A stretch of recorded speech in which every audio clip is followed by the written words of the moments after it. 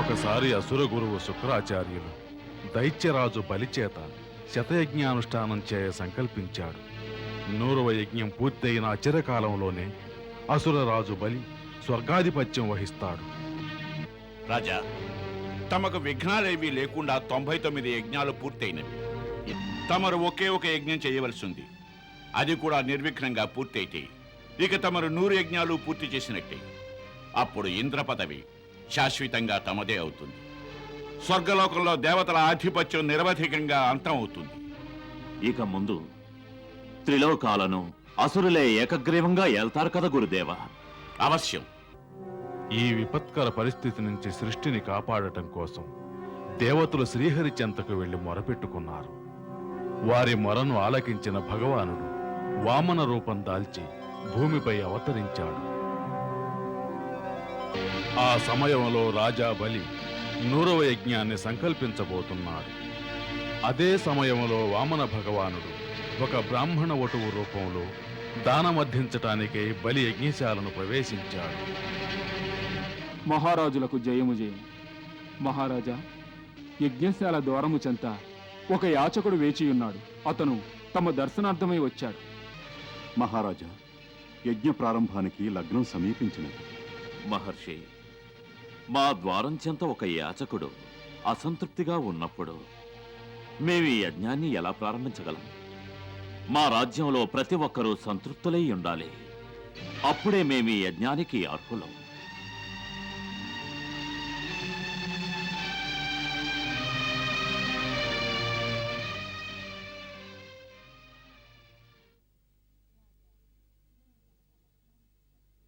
రాజా, మేము తమ సమక్షానికి ఒక కోరికతో వచ్చాం.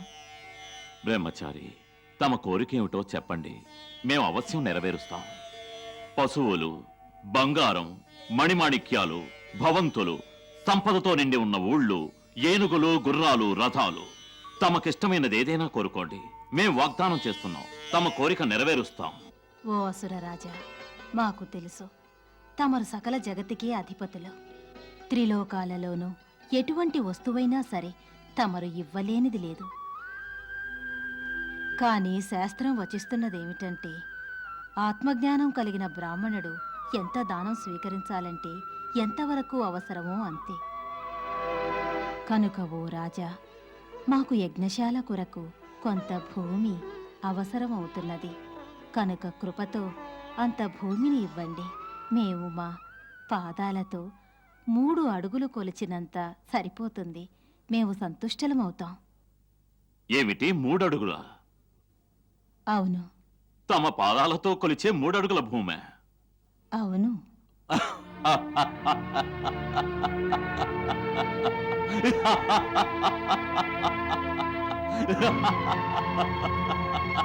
బ్రాహ్మణ కుమారా, మేము త్రిలోకాలకే ఏకైక అధిపతులం. మేం సప్తద్వీపాలు, నవఖండాలు తమ చరణాల చెంత ఉంచగలం. మరింకేదైనా కోరుకోండి. దానివల్ల తమ జీవితంలో ఇంకెవరినీ కోరే అవసరం రాకూడదు. మా తాహతుకు సరిపడేట్టు కోరుకోండి. దాంతో తమ సమస్త కోరికలు నెరవేరుతాయి. జగతిలో సమస్త కోరికలు ఎవరికి నెరవేరుతాయి? మానవుడు ఎంత పొందినా అంతకంతా అతని తృష్ణ పెరుగుతూనే ఉంటుంది. ఇప్పుడు తమరు సర్వాధికారులు.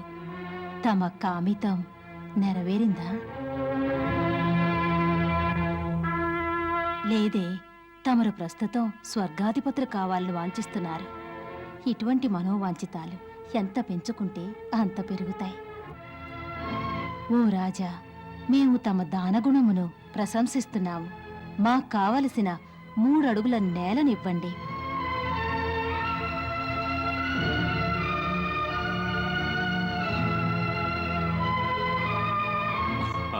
అంగీకరిస్తున్నాం. అదే తమ వాంఛితమైతే కానివ్వండి. అయితే మంత్రబద్ధంగా దానానికి సంకల్పించండి.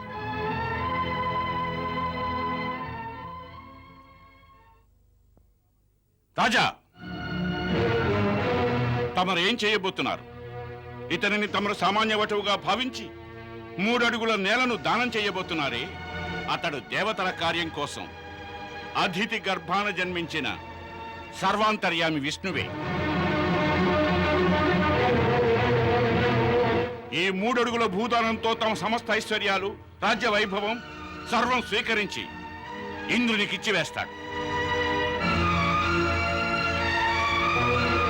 దైత్య జాతికి మహాపరాధం జరుగుతుంది. అయినా తమకు సంపదలలో 5వ వంతు మాత్రమే దానం చేయడానికి అధికారం ఉన్నది. శాస్త్రాలు ఏం వచిస్తున్నాయంటే జీవి తన ధర్మాలను 5 భాగాలుగా విభజించాలి. ఒకటి ధర్మం కోసం, రెండవది యశస్సు కోసం, మూడవది వ్యాపారంలో ధర్మ పరిరక్షణ కోసం, ఇంకొకటి భోగాల కోసం అయితే చివరిది స్వజనులకు సహాయపడ్డానికి. జ్ఞానులు ఇటువంటి దానాలను అంగీకరించలేదు. దీని తరువాత జీవితం గడపడానికి ఇంకేమీనూ మిగలదు. అందుకే తమరు ఇటువంటి పని చేయకండి. లేదంటే ఏ ఫలం పొందడానికైతే మేము ఈ యజ్ఞాలు చేయిస్తున్నామో దాని ఫలమంతా ఇతను సొంతం చేసుకుంటాడు.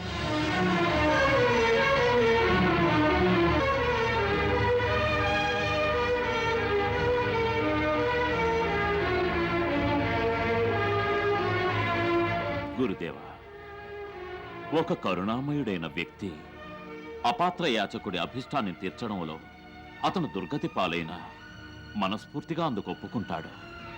ఒకవేళ తమ మాటే నిజమైతే అవినాశ భగవానుడు విష్ణువు ఒక వటువు రూపంలో నా యజ్ఞశాలలో అడుగు పెడితే మాకంతకన్నా గౌరవం ఏమున్నది?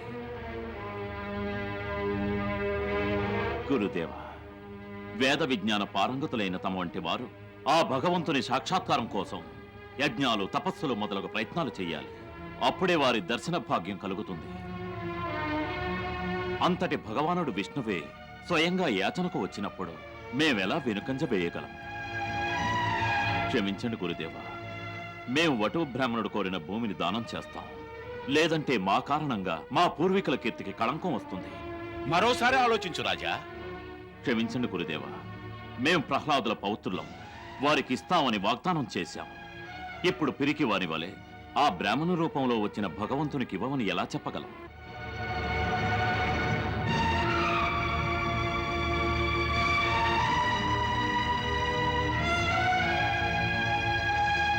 ఓరి మూర్ఖుడా, నీవు అజ్ఞానివి. మహాపండితుడుననుకుని విర్రవీగుతున్నావు. నీవు మమ్ము అవమానించావు. నీవు మా ఆదేశాన్ని ఉల్లంఘించావు. నిన్ను మేము శపిస్తున్నాం. త్వరలోనే నీ ఐశ్వర్యం అంతమవుగాక.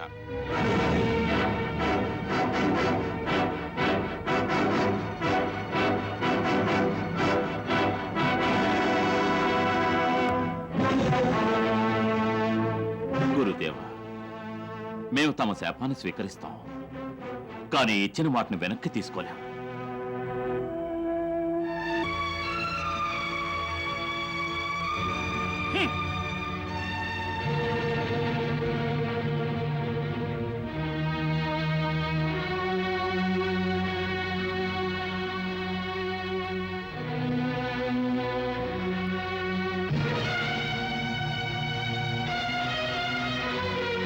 శ్రీ విష్ణు శ్రీ విష్ణు శ్రీ విష్ణు శ్రీమద్భగవతో మహాపురుషస్య విష్ణురాజ్ఞయా ప్రవర్ధమానస్య అంత్యబ్రహ్మణో ప్రథమ పరాదే శ్రీ శ్వేత వరాహ కల్పే వైవస్వత మన్వంతరే అష్టావిశం తమే యుగే. నేను మహాత్ముడు ప్రహ్లాదుని పౌత్రుడను మరియు మహారాజు విరోచని పుత్రుడనైన బలిని వచనబద్ధుడనై సంకల్పము చేయుచున్నాను. ఈ బ్రాహ్మణ పుత్రుడు వామనుడు కోరిన 3 అడుగుల నేలను దానం చేస్తున్నాను.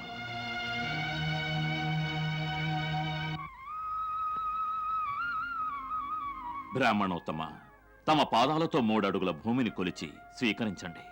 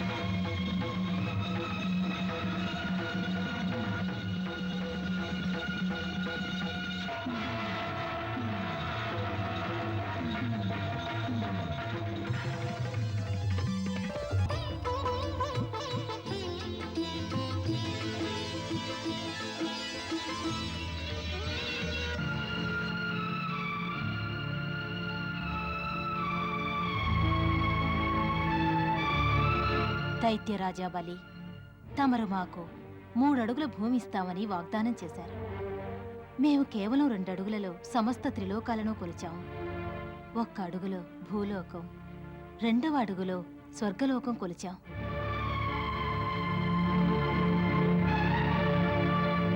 ఇప్పుడు తమకు చెందిన సమస్తము మా వశమయ్యాయి. మరి ఇప్పటికీ మీ వాగ్దానం పూర్తి కాలేదు. ఇప్పుడు తమ చెంత ఏమీయునూ లేదు కనుక 3వ అడుగు ఉంచటానికి తమరు మాకు ఏ స్థానాన్ని ఇవ్వలేరు. తమ వాగ్దానం అసత్యమైనది.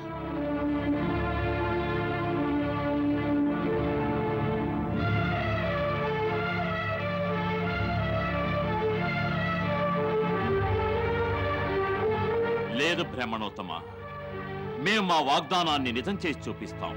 తమరు తమ 3వ అడుగుని మా శిరస్సుపై ఉంచండి.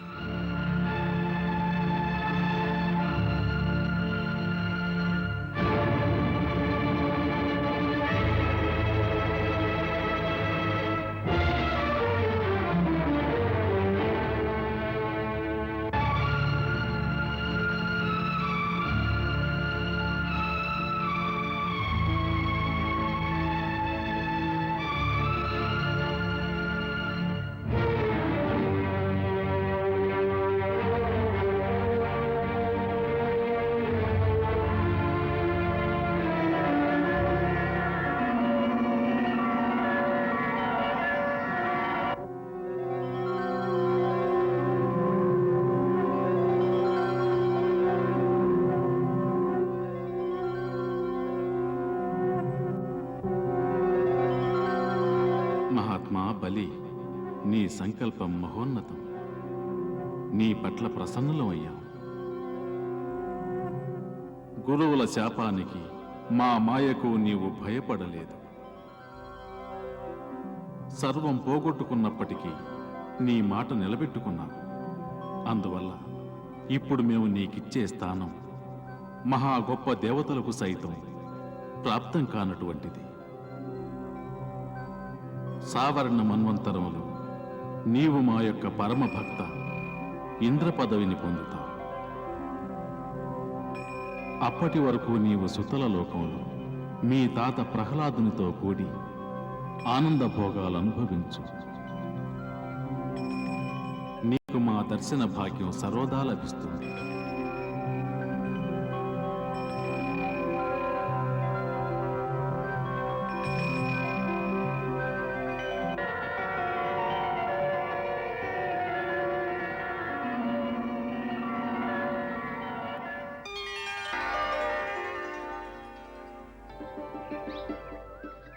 గురుదేవ, భగవానులు సర్వశక్తి సంపన్నులు. వారు తలుచుకుంటే కేవలం సంకల్ప మాత్రాన దుష్టులను నాశనం చెయ్యగలరు. మరి వారు ఈ ప్రకారం ధరిత్రిపై అవతరించవలసిన కారణం ఏమిటి? చక్కగా అడిగావు. భగవానుడు సంపూర్ణ శక్తిశాలి. ఆయన తలచుకున్న మరుక్షణమే దుష్టశక్తులను నాశనం చేయగలడు. మరి ధర్మరక్షణ కోసం, తన భక్తులను కష్టాల నుంచి కాపాడటం కోసం ధరిత్రి మీదకు ఎందుకు అవతరించారు? దాని ఆవశ్యకత ఏమిటి అంటే దీనికి సమాధానం ఒకటే. వారి యొక్క లీలలను ఈ భూమి మీద చూసిన ప్రతి వారికి విశ్వాసం అధికమవుతుంది. వారిని రక్షించే వారొకరున్నారు, వారే కష్టాల నుంచి కాపాడుతారు అనే దృఢ విశ్వాసం ప్రాణికి తన ధర్మ నిర్వహణలో శక్తినిస్తుంది. ఇదే భగవానుని అవతారంలోని ముఖ్యోద్దేశం. ఇదే ఆయన యొక్క లీలలు వినిపించటం, వినటంలో ఉన్నటువంటి పరమార్థం. ఇప్పటి వరకు మీకు నేను వినిపించిన అవతార గాథలన్నీ భగవానుని ఆవేశ అవతారాలు. అవి 10 నుంచి 11 కళలతో నిండి ఉన్నాయి. నేడు మీకు భగవానుని యొక్క రామావతార గాథ వినిపిస్తాను. అది 12 కళలతో నిండి ఉన్నది. ఈ అవతారం యొక్క విశేషం ఏమిటంటే, రామావతార లీలలలో భగవానుడు ఒక సంపూర్ణ మానవ జీవితం యొక్క ఆదర్శాన్ని నెలకొల్పాడు. ఏ సమయాన శ్రీరాముడు అవతరించాడో అదే సమయాన శ్రీ పరశురాముడు కూడా ధరిత్రిపై అవతరించాడు.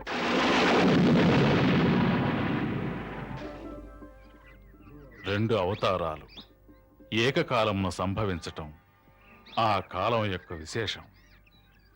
పురాణాలు మరియు ఇతిహాసాల ప్రకారం పరశురాముల వారి యొక్క కలయిక శ్రీరాముల వారితో సంభవించిన వెంటనే పరశురామావతారం పూర్తయింది.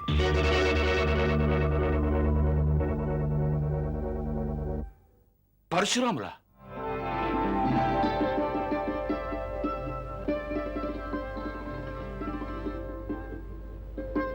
ఒక విధంగా శ్రీ పరశురాముల వారిది కూడా ఆవేశావతారంగానే గణించవచ్చు.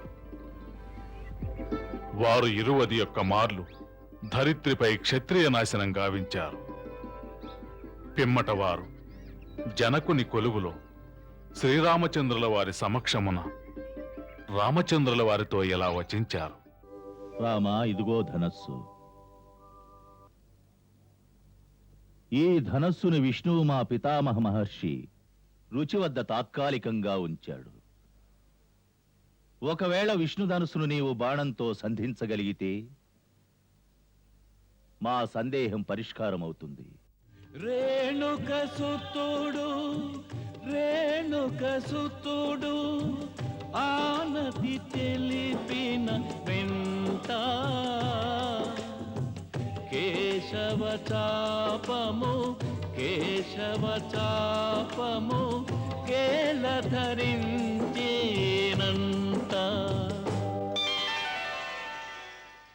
అప్పుడు పరశురాముల వారు శ్రీరామచంద్రుల వారిలో భగవానుని యొక్క చతుర్భుజ రూపమును దర్శించి తన అవతారము పరిసమాప్తమైందని గ్రహించారు. అంతటా తన ధనుస్సును వారికిచ్చివేసి తపస్సు చేసుకొనుటకు వెడలిపోయారు.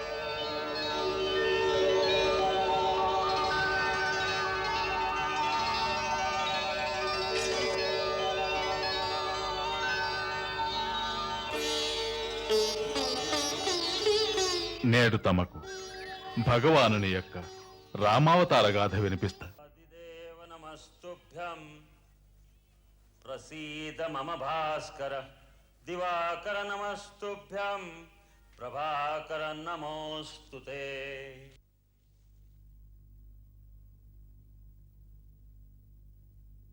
మహారాజ దశరథ, నేడు సూర్యదేవుడు ఉత్తరాయణంలో ప్రవేశిస్తున్నాడు. ఇది పరమ పవిత్ర ముహూర్తం.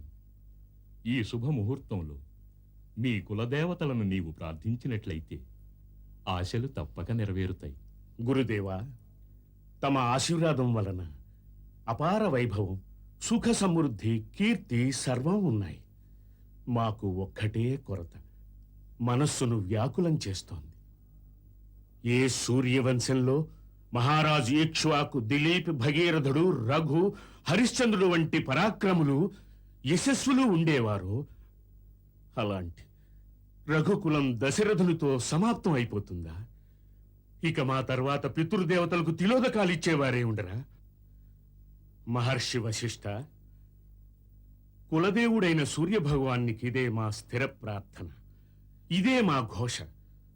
సూర్యవంశంలోని సూర్యుడు దశరథునితోనే అస్తమించకూడదు. ఇలా మీరు నిరాశ చెందరాదు. సూర్యభగవానుడు తమ మనోభీష్టమును తప్పక నెరవేరుస్తాడు. మీరు అతని కొరకై పుత్రకామేష్ఠి యాగాన్ని ఆచరించాలి. అయితే గురుదేవా, ఎందులో ఆలస్యం? తమరి యాగాన్ని నిర్వహించండి. మహారాణి, మేము ఆ యాగం నిర్వహించలేం. మీరు కాదంటే ఇంకెవరు నిర్వహించగలరు? అధర్వణ వేదం పూర్తిగా తెలిసిన ఋష్యశృంగముని దీనికి సమర్థులు తల్లి. ఈ యాగాన్ని వారి ద్వారా జరిపించాలి తల్లి. మరి వెంటనే వారిని పిలిపించండి గురుదేవా. యాగానికి ఆయత్తం చేయండి. కాదు దేవి కైకేయి, వారిని మహారాజు స్వయంగా అర్థించి ప్రార్థించి తీసుకురావాలి. గురుదేవా, వెంటనే వారి వద్దకు వెళ్ళటకు సిద్ధంగా ఉన్నాం. మేమిప్పుడే సుమంతులను పిలిపించి చెప్తాము. వారు సేనాపతిని ఆదేశిస్తారు. ఈ మహారాజుతో సహా వెళ్ళడానికి రథ, గజ, అశ్వ, పదబలాలు వెంటనే సంసిద్ధం చేస్తారు. మహారాజు నేడే బయలుదేరుతారు. కాదు దేవి కైకేయి, అక్కడ రథ, గజ, అశ్వ, పదబలాల ఆవశ్యకత లేదు.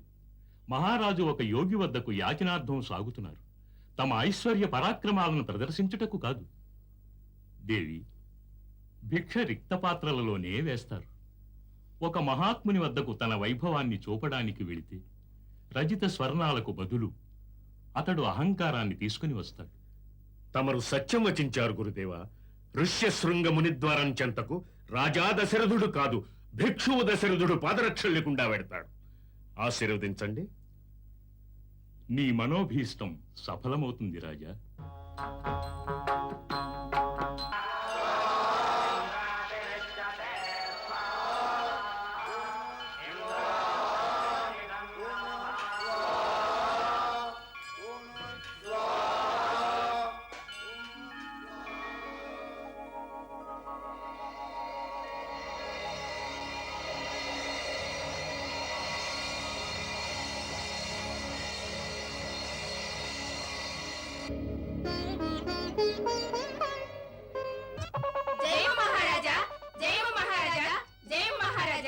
మహారాజా, మహారాణి కౌసల్య సుపుత్రుని కన్నారు. జయ మహారాజా.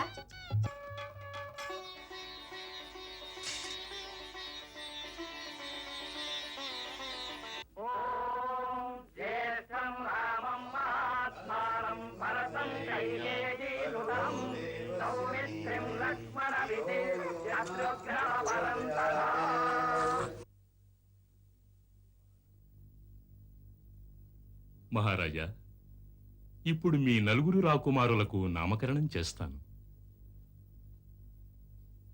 కౌసల్యానందుని నామం కేవలం 2 అక్షరాలు.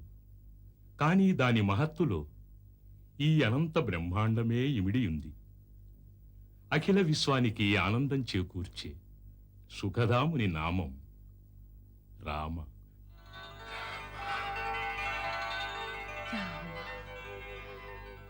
మా రాముడు.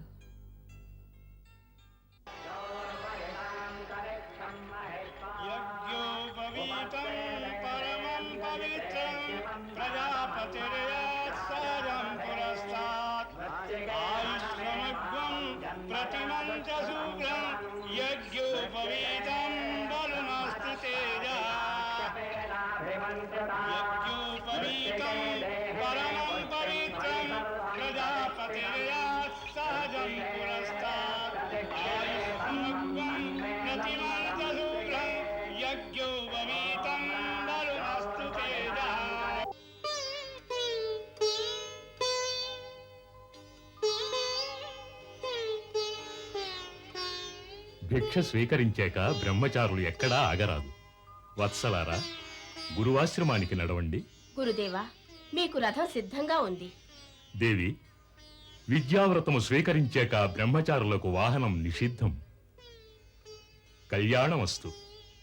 నడవండి.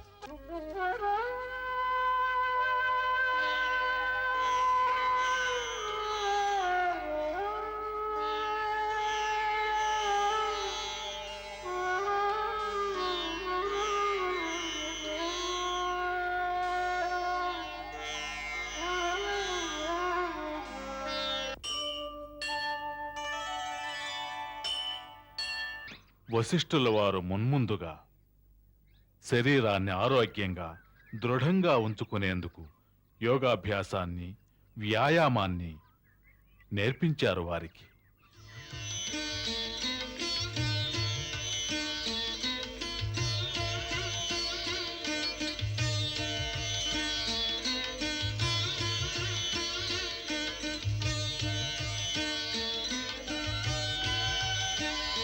సమస్త భౌతిక విద్యలు నేర్చుకుంటూ పెరిగి పెద్దవారైన ఆ నలుగురు సోదరులకు వశిష్ఠుల వారు యోగ వేదాంత శాస్త్రాల్లోని నిగూఢ జ్ఞానాన్ని విశదంగా బోధించారు.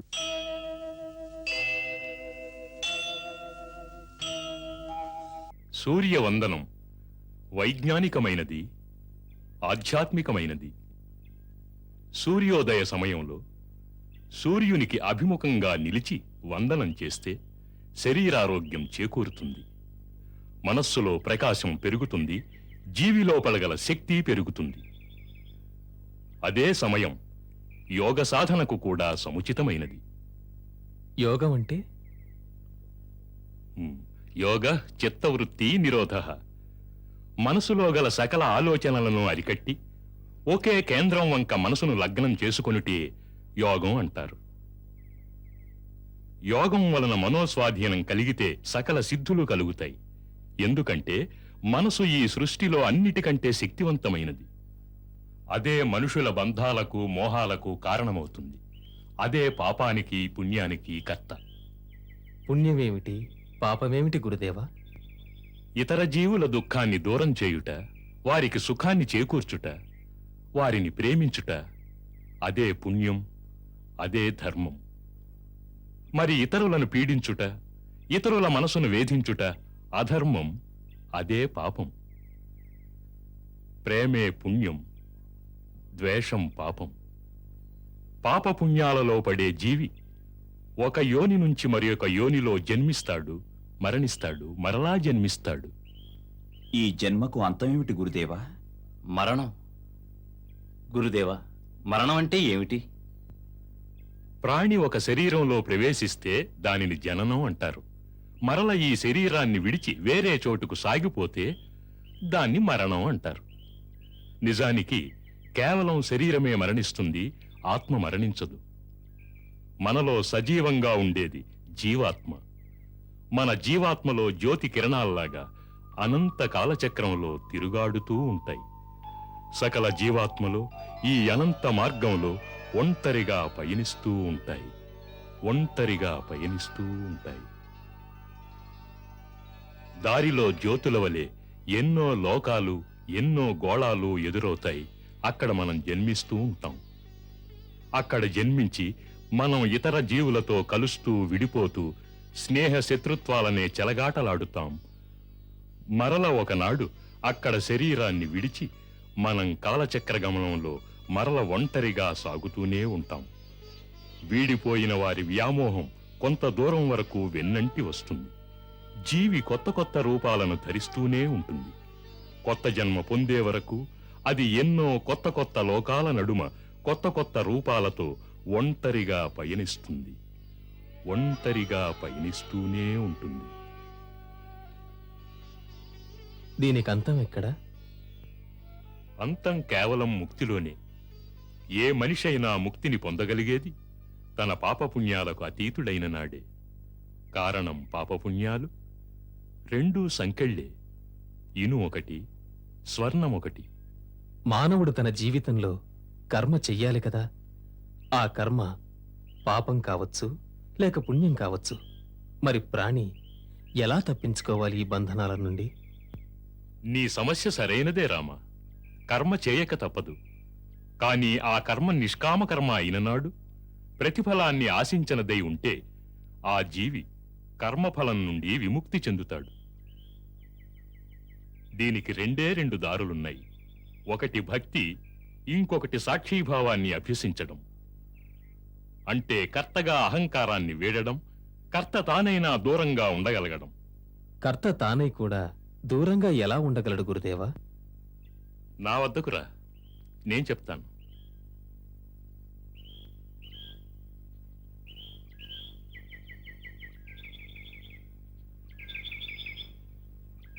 కూర్చో. రామా, ఇప్పుడు నీ అంతరాత్మను ఈ శరీరం విడిచి నాతో రమ్మను.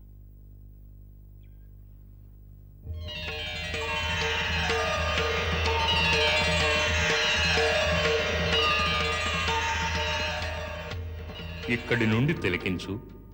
అహంకారపూరితమైన లోకంలో ఒక గురువు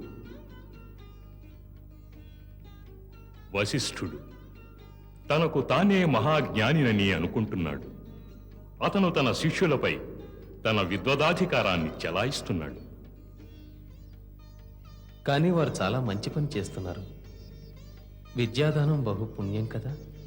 పుణ్యమే, కాని పుణ్యంలో ఒక భయం ఉంది. దానికి అహంకారాన్ని ప్రజ్వలింపజేసే శక్తి ఉంది. దాని నుండి మనను రక్షించుకోవాలి. అలా చూడు ఆ బాలురను.